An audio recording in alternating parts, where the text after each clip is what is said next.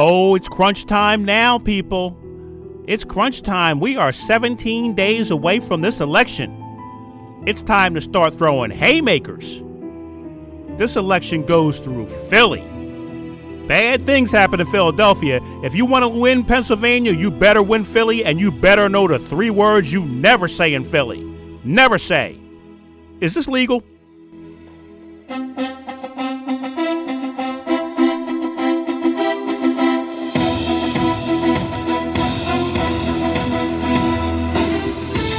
Oh, yeah. Come on now. Come on now. Never ask that question in Philadelphia. Is this legal? It's almost that time. It's almost that time to get out there and cast your vote. Maybe you've already voted. Maybe you early voted. Good for you. Good for you.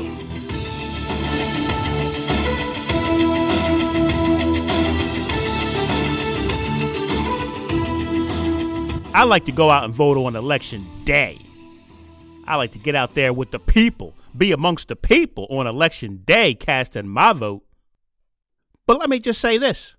Thank you, Kamala Harris. I'll say it again.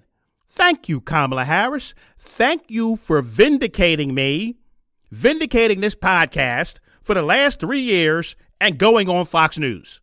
Thank you very much. Now, I would expect I would get the outpouring of gratitude from the people who told me I was an idiot for suggesting that first Joe Biden, then Kamala Harris go on Fox News.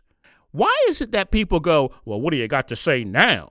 What do you got to say now? To the people who were saying Kamala Harris needs to do tougher interviews, needs to do more interviews, needs to go to unfriendly media, to the people who were all saying that, aren't we the ones that were right, not wrong? Why do people make you feel like you were wrong when she does what you're asking her to do? No, the people who were saying she didn't need to do those things are wrong. Why do people then flip that around? Well, what do you got to say now? She went on Fox News. I guess I got to say I was right and you were wrong. What do you mean? Why are you asking me that question? But let's not get off on the wrong foot here. Let's not get off on the wrong foot. Let me just tell you what I got to tell you. And I hope people will listen. I hope people will stay tuned. Oh, by the way, yeah, I know there's no video. You want video? Get me to 1,000 subscribers. Sitting over here with 14 subscribers. Picked up one. Thank you. Thank you. Sitting over here with 14 subscribers. And I know doggone good and well, I ain't the worst person on YouTube. I know that. People just, they're fighting it. They're fighting it. They're fighting this message that I'm putting out here. So you want video? You want to see me and all my silliness and all my glory? You get me to 1,000 subscribers, and then maybe I'll put a little video up. Until then, you can go to Apple Podcast. You can go to Spotify. I fully understand. Sometimes people don't want to sit with YouTube open for no video. So you go ahead, close down YouTube, go to Apple, go to Spotify. You'll find a Comparison Guy podcast there. And you will also find other episodes I've done. Episodes entitled How to Understand the Conservative Mind. Episodes like How to Be Friends with a Trump Supporter. Friends in quotes. Episodes like The Reason People Vote for Donald Trump. That last one was an attempt to answer the question people ask more times a day than Matt Gaetz brushes his hair. And no one wanted to listen. No one wanted to listen. People would comment to me to tell me they're not going to listen based on the title of the episode. I'm not going to listen to any episode that says how to be friends with a Trump supporter. I'm not going to listen to any episode, the reason people vote for Donald Trump. I know why they vote for Donald Trump, because they stupid. That's why. People didn't want to listen. So thank you, Kamala Harris, for vindicating me and for having the good sense to answer that question differently than so many millions of people in the country. Thank you, BAIER, for asking the question. Not rhetorically. You get plenty of people out there, including people in the media. Why in the heck do these people, what don't these people see about Donald Trump, How could someone not get it? And after all this time with Donald Trump, Well, BAIER asked a question, honestly, not rhetorically, and we got the answer. Let's listen. That he is unstable, that he is dangerous, and that people are exhausted with someone who professes to be a leader who spends full time demeaning and engaging in personal grievances and it being about him instead of the American people. People are tired of that. If that's the case, why is half the country supporting him? Why is he beating you in a lot of swing states? Why, if he's as bad as you say, that half of this country is now supporting this person who could be the 47th president of the United States? Why is that happening? This is an election for president of the United States. It's not supposed to be easy. I know, but it's not supposed to be. It is not supposed to be a cakewalk for anyone. So are they misguided, the 50%? Listen, are they stupid? What God, is it? I would never say that about the American people. And in fact, if you listen to Donald Trump, if you watch any of his rallies, he's the one who tends to demean. She's got to watch that high voice. I have the same problem here when I get excited. But that was Kamala Harris's strongest answer in that interview. That was her reason for being there, to say, no, I do not think people who support Donald Trump are stupid.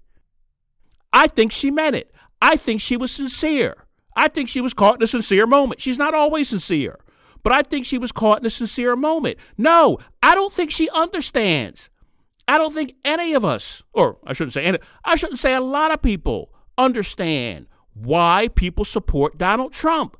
But she was willing to say, no, it's not because they're stupid. That was her strongest moment, and that's what needed to be said. All people want is an acknowledgement. They want an acknowledgement of their existence, and that's why you go on Fox News. Not to have a beer, not for her to get her feet rubbed and told how awesome she is and how all of her policies are great. No, that's not what the media is supposed to do. You go on Fox News to acknowledge the existence of people you disagree with. Now, as you're acknowledging people and not calling them stupid, I think a much better tack to take would have been able to say, and listen, we have to accept some responsibility ourselves. Just imagine if she had been honest. Just imagine if she had been honest and looked Brett Baier in the face and said, listen, Brett, sometimes the Democratic Party sucks too. You know, sometimes we just promise way too much. We just set those expectations way too high. And every now and then we got to pander to one group. And when you pander to one group, it costs you votes with another group. That's why I'm struggling in certain states, certain swing states. And oh, by the way, there's nobody left that's very relatable to blue collar working people in the Democratic Party. Just imagine if she was honest and said, look, we got our problems to fix too. It ain't just Donald Trump. I mean, that was a fantastic moment for her. And people want to act like, oh, he was rude. He was rude. He interrupted her. Well, yeah, that's what you have to do in a contentious political interview, because the politician is always going to want to filibuster with their prepared answer, and you can't let them do that. You have to redirect them back to the question that they don't want to answer, not give the answer they want to give they have prepared. So, yeah, you're going to get cut off if you're doing that. But it was her strongest moment because it was the moment that she, with the most passion and sincerity, gave the contrast between herself and Donald Trump. No, Brett, I don't think people in this country are stupid. I don't think Americans are stupid. But Donald Trump, on the other hand, commander-in-chief, you're not supposed to demean, you're not supposed to belittle, you're not supposed to shoot people dead in the street because they disagree with you or they criticize you. That was her best moment. I'm going to tell you her worst moment in a minute, but that was by far, in my opinion, her best moment. And people got to stop being so jaded in their view that they're blocked off from seeing what's obvious. And you want to know why people are blocked? I'll give you a couple of reasons why people are blocked off from seeing things sometimes that are obvious, at least obvious to me, I think. It's because there are some people out there who would have wished she had said, yeah, they're stupid. They got to be. If there are people still supporting Donald Trump at this point, they must be stupid. There are some people who would have rather her said that. There are also people who, for some reason that I just can't figure out, want to insist on living in this land of denial where they think we just have one-sided media on the right and media on the left isn't one-sided. I swear I can't figure out how people can think that. I really can't. I honestly don't know what people think Joe Scarborough, Joy Reid, Howard Stern, Call Her Daddy podcast, Stephanie Rule, the National Association of Black Journalists, Stephen Colbert, all who publicly stated their mission is to get Kamala Harris elected because Donald Trump is Hitler reincarnated. I don't know how that's unbiased media. I just don't. How can one rude, quote unquote, rude interview that I thought was just politically contentious, not rude, how can that be seen as, how can it be seen as anything but, I don't know. I just don't know. The reaction from people on the left over that interview, I just don't know. You gotta get it together. You gotta get it together, liberals. You're our last hope. If the Republican Party is as lost as you say they are, then the liberals, the Democratic Party, you gotta hold it together to some degree. You can't sit there and watch a tough interview and think that in any way compares to the softball question she's been getting for 3 months. You just can't. Let me start at the beginning, though. Why I do understand why some people just immediately reacted to Bret Baier the way they did. Let me start at the very beginning. This is 15 seconds in. You know, voters tell pollsters all over the country and here in Pennsylvania that immigration is one of the key issues that they're looking at this election, and specifically the influx of illegal immigrants from more than 150 countries. How many illegal immigrants would you estimate your administration has released into the country over the last 3.5 years? So, okay, like I said, that's 15 seconds in, right out of the gate. That's like sitting down with Donald Trump and 15 seconds into the interview, you go, President Trump, can you tell us why you will not admit that you lost the last election? That interview is going downhill fast. So Bret Baier coming out of the gate basically saying to Kamala Harris, how many murderers, give or take 1 million, would you say you let into the country? That's basically the question he asked. How many murderers, between 1 or 3 million, how many murderers would you say you just let run wild in the country in the last 3.5 years, Madam Vice President? So the interview got off to a very contentious start right from the very beginning, because that's her Achilles heel. Immigration is Kamala Harris's Achilles heel, no matter whether people on the left, supporters of Kamala Harris, want to accept it. It just is. I honestly think inflation would have been or should have been the issue that the Trump campaign and Republicans went after, but they've chosen to go after immigration. And the Democrats haven't really handled it all that well. Now, let me explain what I mean by that.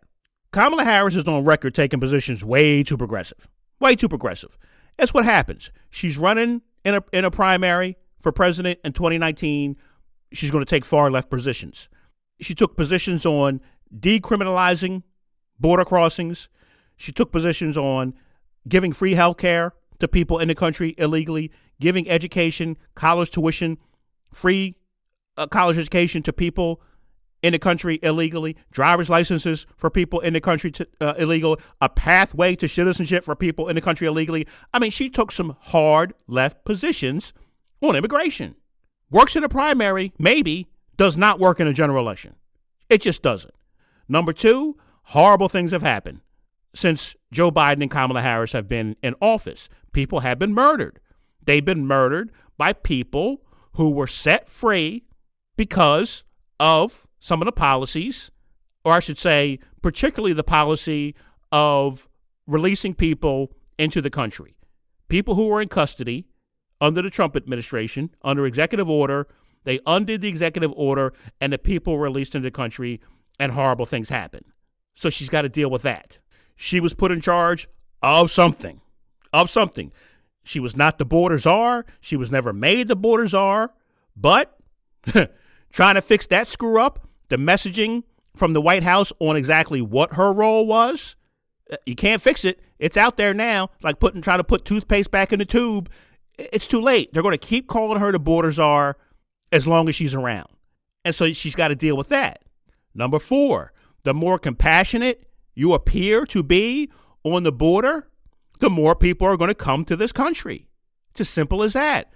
Donald Trump, hard line, not compassionate on the border. Joe Biden, Kamala Harris administration, compassionate on the border, a softer line. That's what they faced in the early days of the administration. People felt and people were being told, hey, there's a friendlier administration now, time to go to the border. The list goes on. COVID was raging. People were not coming to America, to the United States of America during COVID. There weren't as many jobs to be found. And so they waited until COVID was taken care of. When COVID was taken care of, oh, here they come, headed to the border. So they had a surge that they had to deal with in the early days of their administration. And so for all of those reasons and more, I'm sure, immigration, the border, has been the Achilles heel of the Biden administration, of the Biden-Harris administration. And it seems their only pushback, their only answer, border bill, Donald Trump killed that border bill. We negotiated the strongest border bill. We had conservative Republicans on board. Donald Trump killed it because he'd rather run on a problem than fix the problem. It's not good enough. That's not a good enough answer because it simply doesn't address what happened in the first 3 years. It might address what happened in the last 9 months, last 6 months, whatever, but it doesn't address what happened in the first 3 years. And that's what BAIER kept pushing her on. And she kept wanting to go back to but the border bill, we negotiated that border bill. Donald Trump killed it. But there's another big problem with her answer, her response on immigration, that once again, you haven't heard anywhere else. She's done her media blitz. She's gone and she started doing all these interviews. And it took until she got to Fox News and BAIER to hear of this. Listen. The first bill, practically within hours of taking the oath, was a bill to fix our immigration system. Yes, ma'am. It was called the U.S. Citizenship Act of 2021. Exactly. It was essentially a pathway to citizenship for the elite. Yes, ma'am. May I finish responding, please? But you have to let me finish. You had the White House and the House and the Senate, and they didn't bring up that bill. I'm in the middle of responding to the point you're raising, and I'd like to finish. Yes, ma'am. Now, she talked right over it. She was very upset with the interruption, and she talked over it. So I'm quite sure a lot of people didn't hear what BAIER said. She said the very first bill we offered, and she's been going around saying this everywhere in response to this question, the very first bill we offered was a bill to fix the border. And BAIER says, yes, it was the immigration, I forget what he said, but he says you had the White House, the House, and the Senate, and the bill never got taken up. That's a really important point. I probably listened to the interview 3 times before I caught that. Because as I said, they were talking over one another.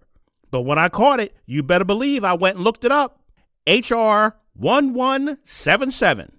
The very first sentence in that bill, to provide an earned path to citizenship. This bill establishes a path to citizenship for certain undocumented individuals. Gee, I wonder why that bill never passed. I wonder why that bill never made it out of committee. With a democratically controlled House and a democratically controlled Senate and a Democrat sitting in the White House, there was no way that bill was going to get any traction. A bill that provides a path to citizenship, and that's the first sentence. That's the primary goal of the bill. So it took BAIER to press her, and she cut him off on it. He didn't really get to press her because he stopped. He just said, listen, you had the House, you had the Senate, you had the White House. The bill didn't get taken up. This bill that you're saying you offered to the Republicans, that the Republicans rejected it, of course they rejected it.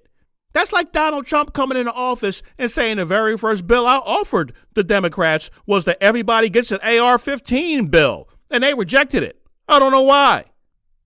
I mean, that's crazy.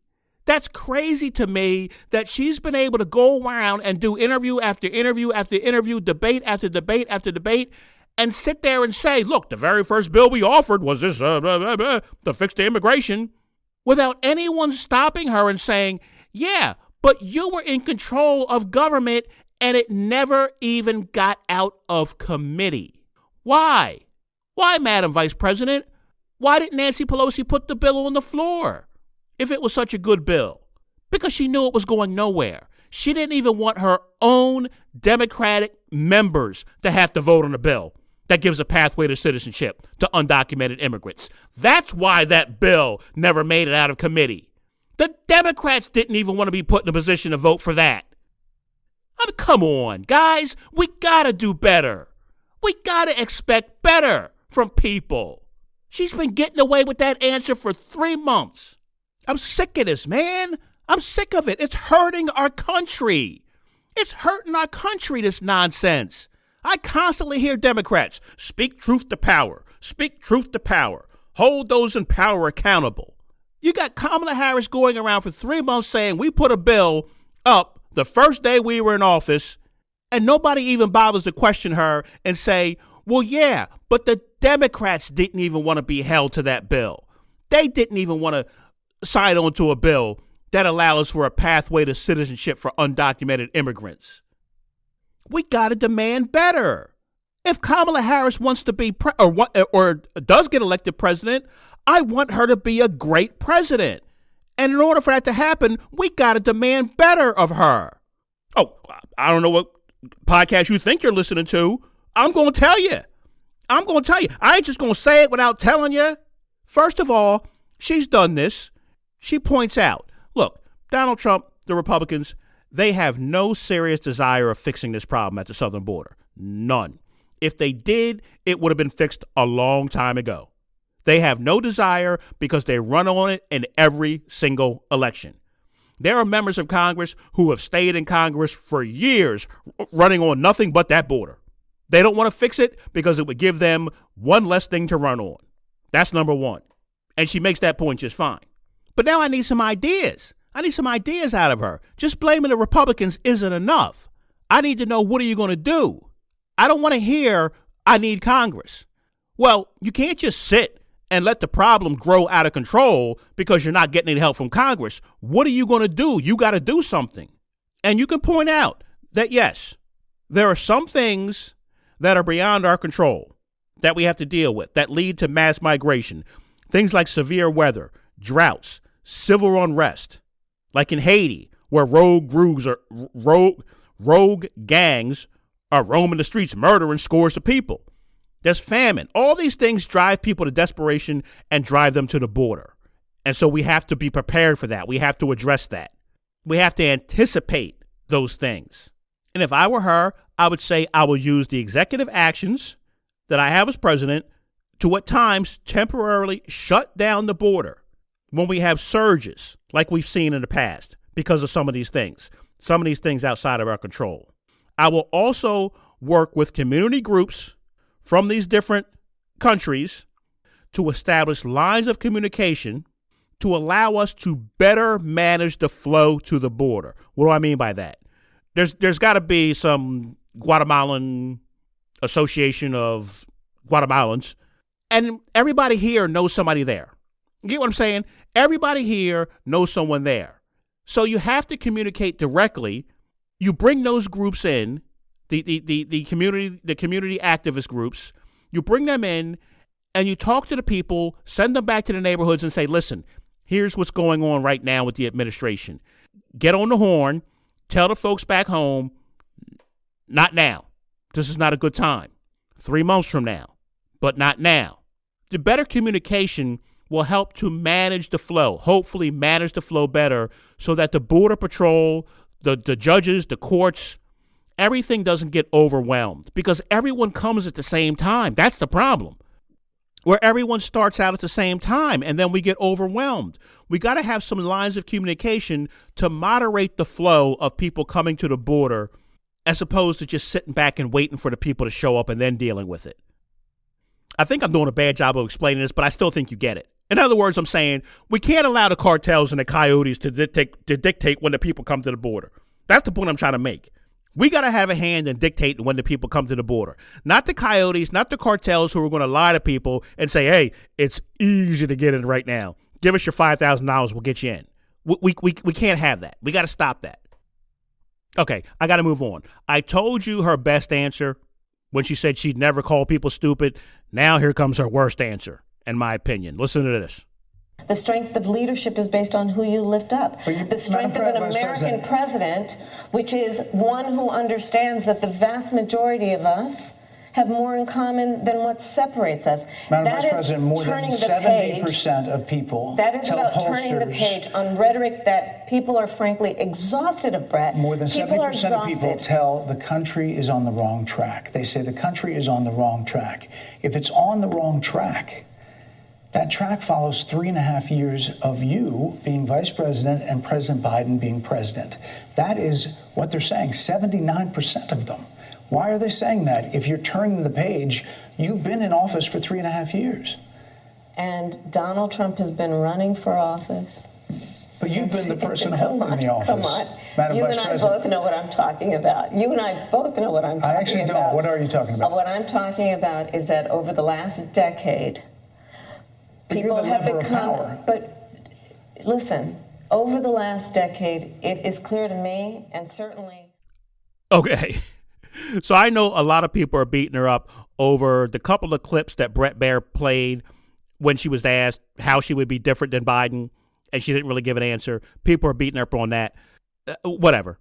I think that was her worst answer. I mean, one of the reasons I think that was her worst answer is just 5 minutes earlier. Just 5 minutes earlier, she said this. Listen. And I think, frankly, that ad from the Trump campaign is a little bit of like throwing, stones when you're living in a glass house. The Trump aides say that he never advocated for that prison policy and no gender transition surgeries. Well, you know what? You got to take responsible for what happened in your administration. You got to take responsibility for what happens in your administration. I spit out my coffee when I heard that. I was like, what? I mean, I'm sorry, but Joe Biden and Kamala Harris have not exactly been the poster children of taking responsibility of what happens in their administration. And no, a lot of people don't. I mean, Donald Trump, come on. But to say that, and then 5 minutes later in the interview, when asked about the right track, wrong track, she says, well, Donald Trump's been running for president. Well, no, Kamala, but you've been vice president. Joe Biden has been president. When Brett Baier asked you, why do so many people think the country's on the wrong track, you can't go, well, Donald Trump. It's based on how the country is doing, and a lot of that is based on what administration, who's in the White House. Is that fair? No, it's not. It never is. I think it's a kind of a silly question, the right track, wrong track, because there is a lot that can go into that. So say that. Say, listen, that's a very general question. There's a lot of different reasons people could think the country is on the wrong track. There's a lot of different reasons people could say they believe the country's on the wrong track. It's not just who's in the White House. Say that. Don't immediately deflect to, well, Donald Trump's been running for 10 years. I think that was her worst answer in the entire interview. For me, I'm not a political person. I'm not a political-minded person. I'm a results-oriented person. That's what I am. I'm a simple, results-oriented person. She went there to get results. The results she went there to get, I'm assuming, is to pick up votes. She wasn't going to pick up votes of Trump supporters. We all know that, I think. She was not going to pick up votes of Trump supporters. She's already got the people who are going to vote for her, so obviously she's there to pick up Nikki Haley voters, DeSantis voters, Libertarian voters, Robert Kennedy voters, and even Obama voters. Oh, sure. There's Obama voters that watch Fox News, that watch Brett Baier, that watch Neil Cavuto, some of the more moderate shows on Fox News. Oh, you better believe there's some Obama voters, people who voted for Obama twice and then flipped and voted for Trump. You better believe they're watching Fox News. And so that was who she was there to pick up. And you do not pick up those voters, in my opinion, by constantly deflecting to Donald Trump. Those voters want to hear, what are you going to do? What are you going to do? That's all they want to know. They don't want to hear 97 different reasons why Donald Trump sucks. They already know. They want to hear what you're going to do. And unfortunately, that hurt her in that respect. I heard conservative media talking about the interview, and one of the things they did was they took a supercut. They took the clips and put a supercut together of all the time she deflected to Donald Trump. And when you put it all together, yeah, it doesn't sound good. So all in all, she did the interview. That was the most important thing. She did an interview. She acknowledged the people out there exist. She didn't go there and call them stupid. I don't think she particularly condescended to people. I don't know. Like I said, if you're a heavy Trump supporter, you might have seen her annoyance at BAIER at times as off-putting, but I don't feel like she condescended to people. She wasn't directing a lot of the answers. At times, she showed a good contrast between her and Trump. At times, she didn't. She could have done better. And that's all I want. That's all we should all want.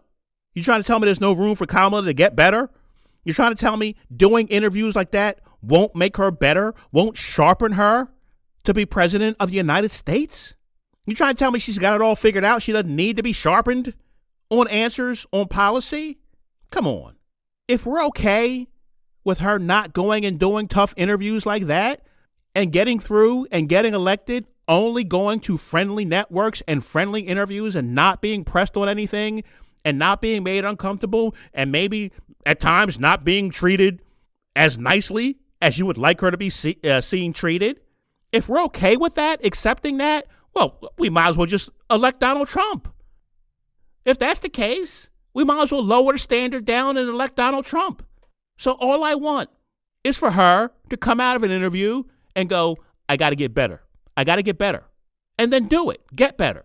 So that if she does get elected, she can be the best president she can be. Let me move on to polls. Done with that. Done with that. I'm sitting here doing a TED Talk for you people, and you people don't appreciate it. I'm sick of it. I'm sick of sitting here giving out all this information, and people don't appreciate it. Polls.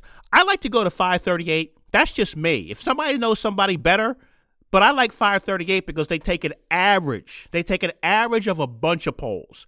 They don't just give you that, oh, this is what it says this week, and this is what registered voters said today, and this is what likely voters said on Saturday. No, they take an average over time of several polls, and then they give you the number. And I like that. And so let's take a look from 538. You know what? Let me get into 538. Hang on. Because I can actually go on and I can look at it over time, not just the most recent, but over time. Hang on. Okay, here we go.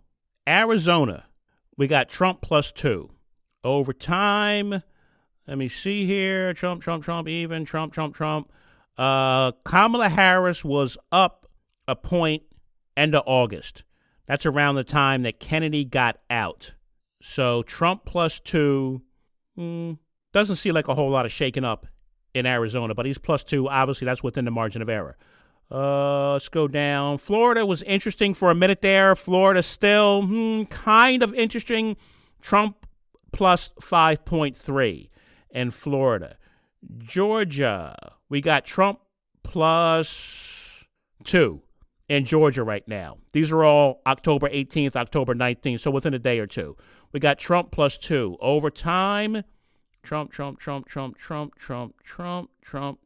Harris. Okay, so again, not a big shift. Harris took a little bit of a lead in Georgia when Robert Kennedy dropped out, just a slight lead. And then Trump has been gradually coming back and has gotten it up to +2 in Georgia, which is just about the biggest lead he's had. But again, obviously 2 points is within the margin of error. I'll go down. Let me see. Michigan, we got Harris +0.5. So essentially tied. And she has been going down, trending downward. Back on September 26th, she was up almost by 3 points in Michigan. So she's taken quite a dip. She's actually going down, based on that, almost 3 points in Michigan in the past less than a month. Don't know what that's all about. Let's see here. Minnesota. Let's take a look at Minnesota, because Minnesota's, I think, is a little more interesting than it should be. Minnesota, Harris plus 5.7 in Minnesota. All right. You know what? Hang on. Let me see if there was a big difference if we go back far enough to Walz. Is Walz hurting her? Because she was plus 9.2 August 23rd. She was up 9 points in Minnesota. And now she's only up 5.7. She's on, oh boy, I don't know what's going on there. All right. These are good polls. You can't, they've been trending the way they've been trending. New Mexico, you got Harris plus 7 in New Mexico. So that's pretty good. That's an important swing state.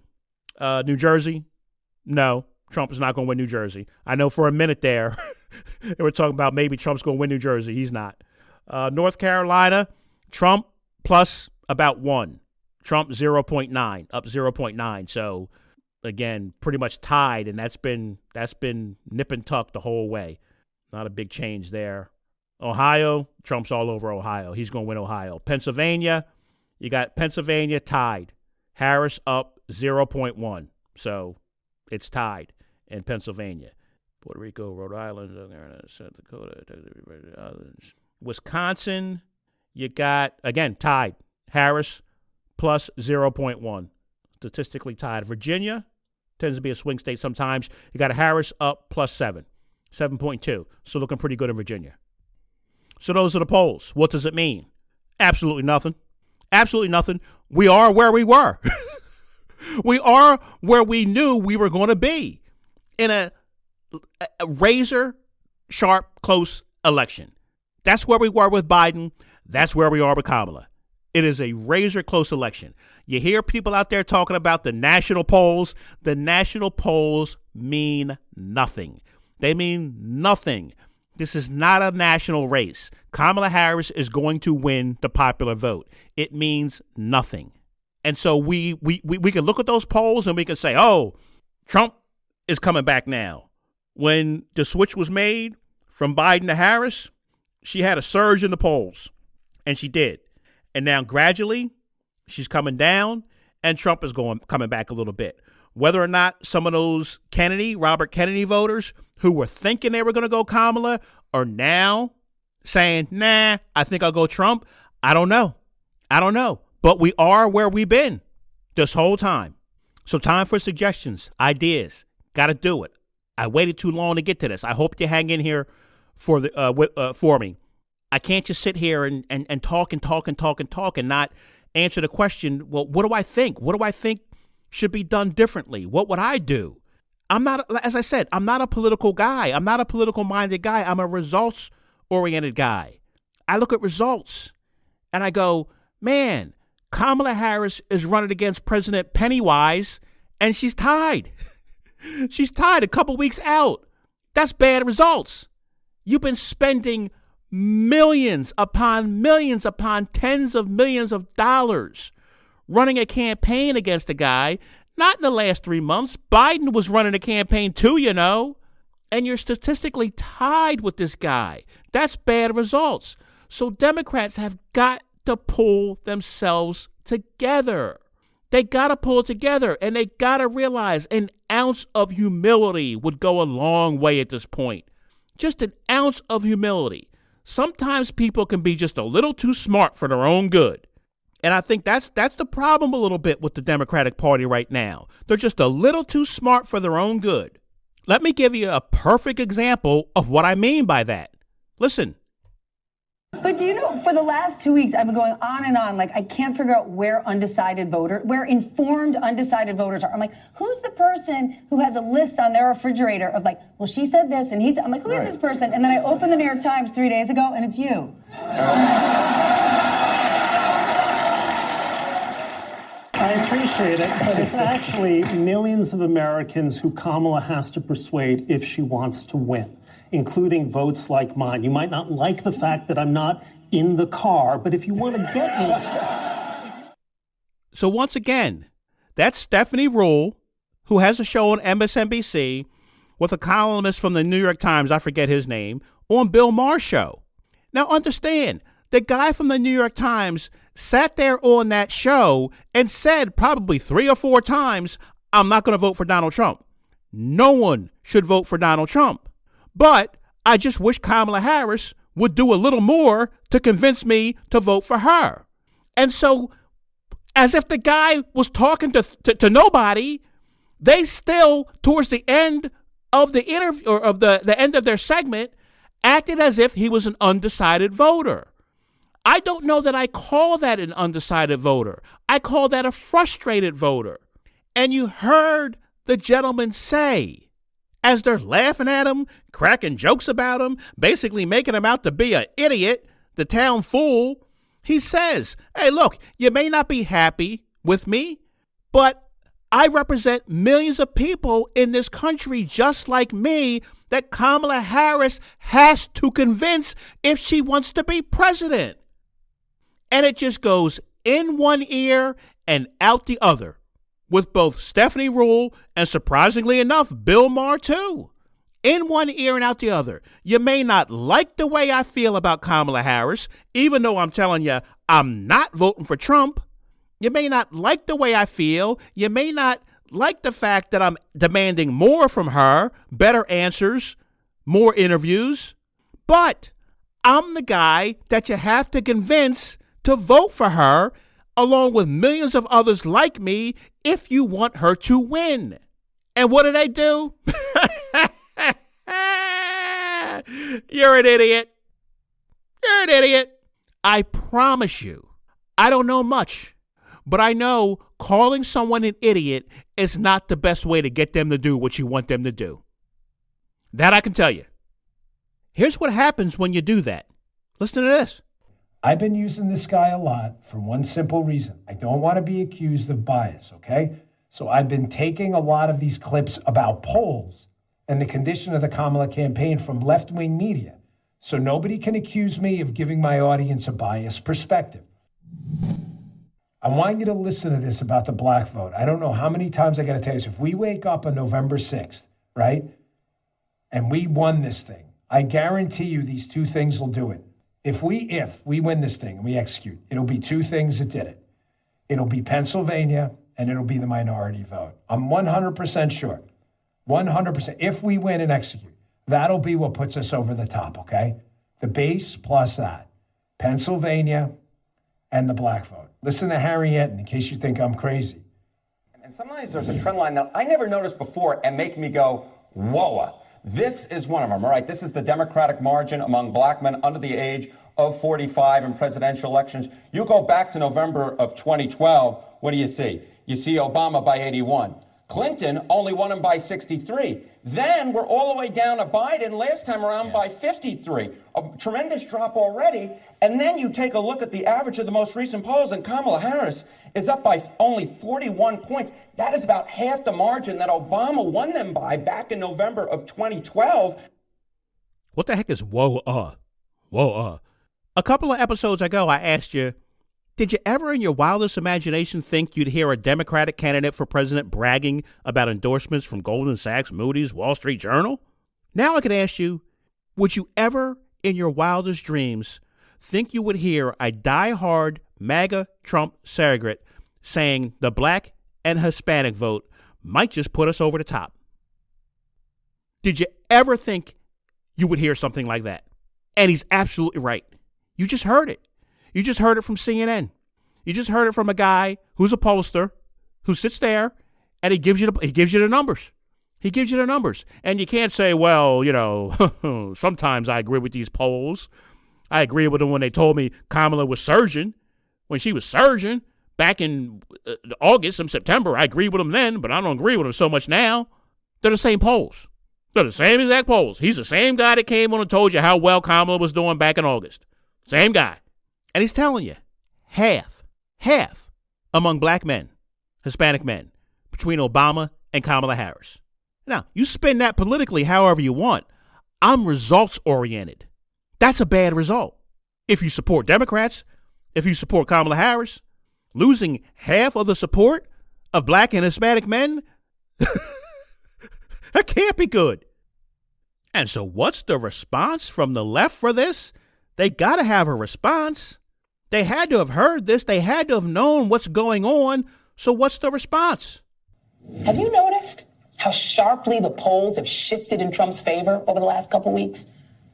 With these claims that Trump is surging with black and Latino voters and leading in every single swing state, according to secret internal polls, despite all the Hitler talk? Yes, this race will be far too close. Because unfortunately, we do have a fascist groundswell in parts of this country, mainly among white men, let's be clear, but in small pockets among black and brown men, too. This happens to be a global phenomenon as women become more economically independent and seek positions of power. I got to play part of that again. You got to hear that again. Oh, my God. Yes, this race will be far too close.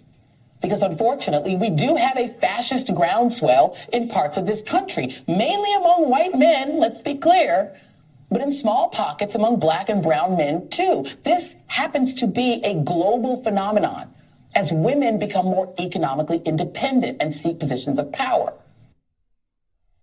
So if you're not laughing at the person over on Bill Maher's show, on Joy Reid's show, you're explaining some of the waning support among black and Hispanic men for Kamala Harris on them being fascist. So you're either an idiot or you're a fascist. That's the messaging coming from the left. That's the messaging you want to get support to put Kamala Harris in the White House.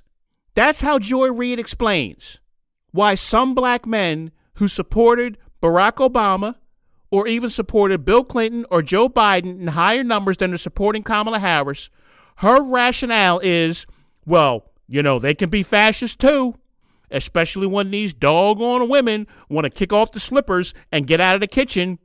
You know, black and Hispanic men don't like that. Oh, no, no, no. They like their women in the kitchen, barefoot and pregnant. Democrats, you got to get your act together. You have got to get your act together. I'm not your problem. I didn't say that. She did.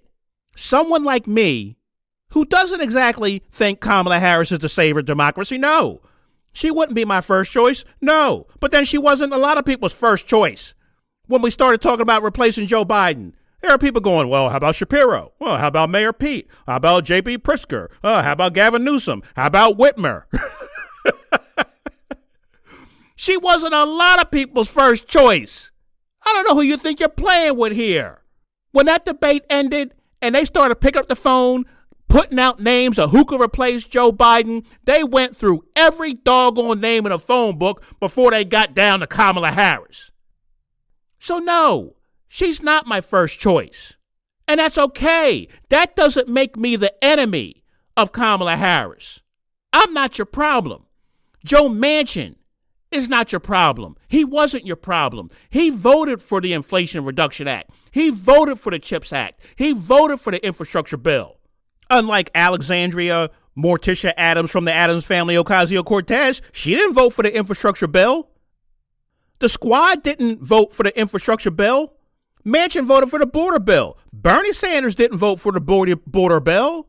Yeah, Manchin was against the spending and Build Back Better, and he wouldn't support the voting rights bill the Democrats wanted. Okay. But if you ask me who was more extreme and who was more of a thorn in the side of Democratic policies, who pushes more center-right voters away from the Democratic Party, I wouldn't tell you it was Joe Manchin or Kyrsten Sinema. I would tell you it's the squad. I would tell you it's people like Joanne Reed. I would tell you it's people like Joe Scarborough. I'm not your problem. Democrats got to get it together. Moderates are not your problem. You want to sit and listen to somebody who's going to concoct an excuse of why black and Hispanic men are losing support for the Democratic Party? Or do you want to listen to somebody who says, hey, look, we need to have a little self-awareness in this party. We need to have a little humility return to this party and figure out what we're getting wrong. Which one do you want? Which one do you think is more likely to get people elected in tough swing districts, in tough swing states? Not the districts where Democrats are going to win by 40 points. Maybe that, hey, black and Hispanic men can be fascist too. Maybe it works in those districts. Maybe the Democratic Party is changing in a way that more and more young men of color are having a tough time identifying with the party. I mean, I see who they're putting on TV over there at MSNBC. And I don't know if a lot of those guys that they're putting on there and a lot of the women they're putting on there are relatable to the younger generation of black men and black women. And then I turn over cable TV and I see doggone Fox News has got an entire channel called Fox Soul. Fox Soul. Geared, it would appear, mainly towards young men and women of color. Sometimes people are just a little too smart for their own good. Fox Soul. Check it out if you got it. Defund the police, abolish ICE, stay woke, cancel culture. All hung around the neck of the Democratic Party like an albatross. I didn't come up with none of that. I'm not your problem. Centrists aren't your problem. Why turn me off and turn them on? This is what you're turning on? This is what you're turning on? One could watch that and say, well, she didn't give a clear, direct answer. That's okay, because we are not talking about clear or direct issues. What the F did you just say? What did she just say? That's Stephanie Rule right after she did the interview with Kamala Harris saying, hey, some people might say she didn't give a clear, direct answer, but that's okay. We're not talking about clear, direct. What? Do you know how deep down into the bucket of stupidity you got to dig to come up with something like that? To sit there and say out loud, these issues are very difficult and complex, so it's okay if you don't have a clear, direct answer for them, Madam Vice President, who wants to be president. It's okay if you got no... What? Oh, my Lord. Oh, Lord. It doesn't stop there. It doesn't stop there. This will be my last clip, I promise you. Just listen to Stephanie Rule, the people that you go to for information. Listen to what she says after she just did the interview with Kamala Harris. Here's what's a little tricky. She doesn't answer the question around if the GOP is controlling the Senate, if she can't raise corporate taxes, where is she going to get the money from, to expand the child tax credit and do all the things she wants to do. And she says, we just have to do it. And that's great. And that's a campaign promise. But the issue is, if it means we're just going to borrow again, then what we're doing is we're just never addressing the deficit. And back in the days when you were a proud Republican, debts and deficits mattered. That's exactly what I just said the last episode. My last episode. I said when Kamala Harris gives the answer of Madam Vice President, how are you going to pay for all these plans? The nonpartisan budget, what so-and-so says it's going to cost $3 trillion. How are you going to pay for it? Well, we're going to have to raise taxes. And you remember, I made a joke. How are you going to deal with climate change? We're going to have to move the earth closer to the sun. Do you remember? I just said that.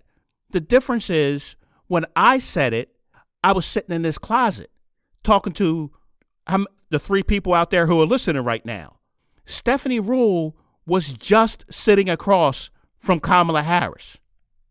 She was just sitting across from Kamala Harris, and instead of saying to Kamala Harris, Madam Vice President, it's all well and good to say you're going to raise taxes, but how are you going to get a tax increase through Congress, especially if you don't even know if you're going to have the majority in Congress?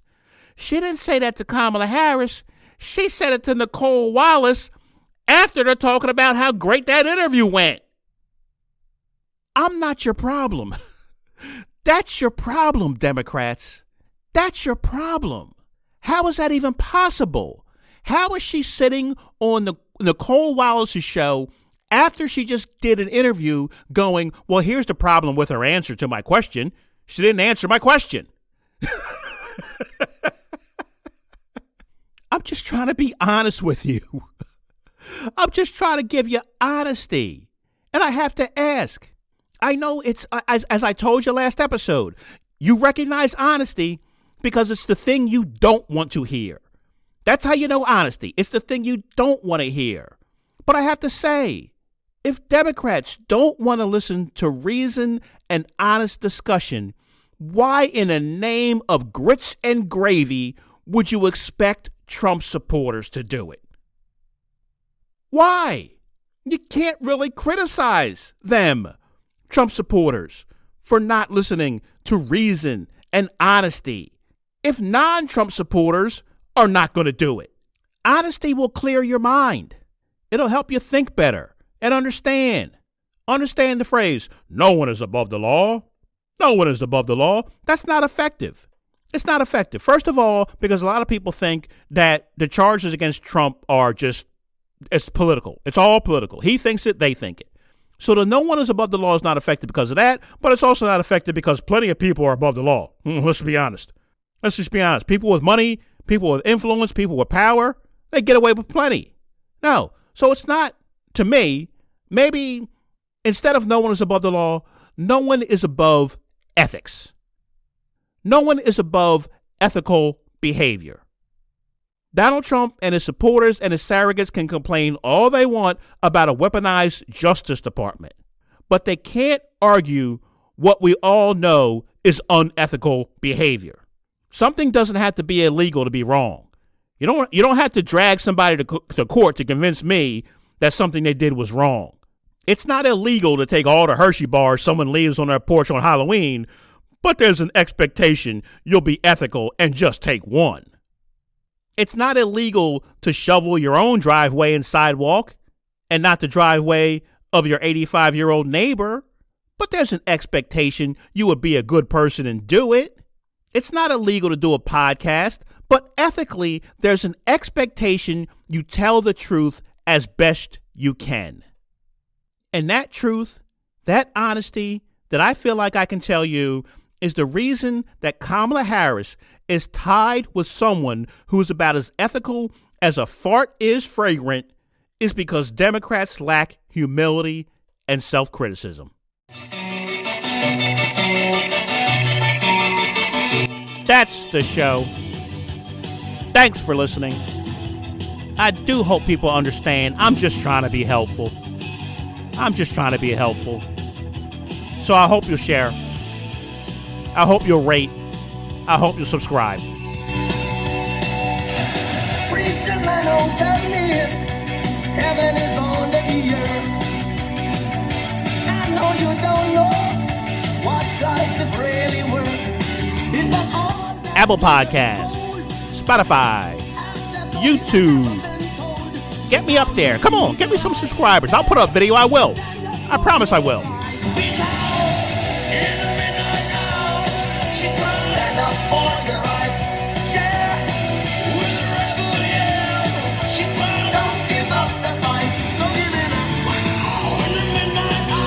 I'm going to try and bang out as many episodes as I can between now and Election Day. I'm going to try and stay busy. I'm going to try and get my dad back on. Ooh.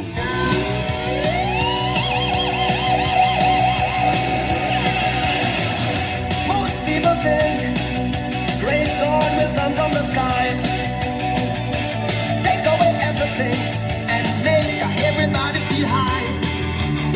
But if you know what life is worth, you will look for yours on earth, and now when you see the light, yeah, you stand up for your right. Because in the midnight hour, stand up for your right. With the rebel yell, don't give up the fight, Lord, Lord. In the midnight hour, stand up for your right. Life is your right.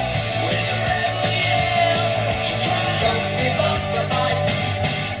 We're sick and tired of the schism game. Dying to go to heaven in Jesus' name, Lord. We know and we understand. Almighty God is a living man. You can fool some people sometimes, but you can't fool all the people all the time. So now we see the light. What you we gonna stand up for? Preach, brother. Preach. Thanks for listening. I'll see you next time.